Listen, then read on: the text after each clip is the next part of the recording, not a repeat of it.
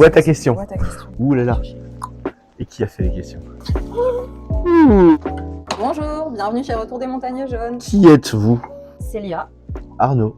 Tous les deux, on parcourt les jardins de thé en Chine pour chercher des thés de variétés anciennes, le plus souvent, des traditions humaines et des liens humains aussi, puisqu'on travaille avec des producteurs avec qui on a des contacts depuis, pour la plupart, plus d'une dizaine d'années, certains qui s'ajoutent au fur et à mesure, mais en tout cas, on revient régulièrement vers eux et on tisse de vrais liens avec eux. En fait, on a des recherches de terroir aussi, des recherches de vrais produits et de produits vrais, où il y a quelque chose derrière.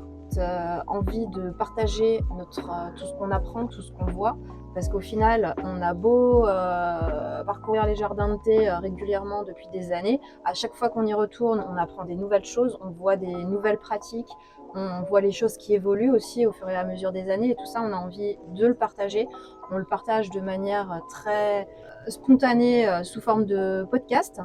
Pour ceux qui ont justement envie d'en apprendre plus, de partager encore plus, et pour ça on a créé des masterclass. Comment voyez-vous l'avenir du thé avec les changements climatiques, économiques et la demande de plus en plus grande en thé d'exception qui sont produits en petits lots? Il y a deux questions. La première, c'est aujourd'hui, est-ce que ça influe sur les théiers? Oui et non. Ça influe pas sur la date de récolte, mais certains théiers ne sont plus adaptés à leur climat. Ça fait que il y a des risques que des variétés de thé disparaissent, voire soient remplacées. Est-ce que c'est bon? Est-ce que c'est mauvais? En règle générale, les variétés anciennes tiennent bien mieux que les cultivars, donc pour moi, c'est tout bénef. Vu qu'on ne recherche que des variétés anciennes, on a quelques variétés nouvelles. Il y a des très belles choses qui sont faites, mais en règle générale, les meilleures sont quand même sur des variétés anciennes. L'autre question, c'est faire venir de l'autre bout du monde des thés.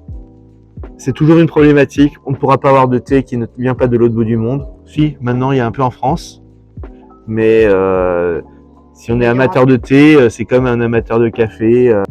Il n'y aura jamais une grosse production française, donc ça aura toujours un impact. Et là-dessus, difficile de répondre sur ce qui pourra être fait.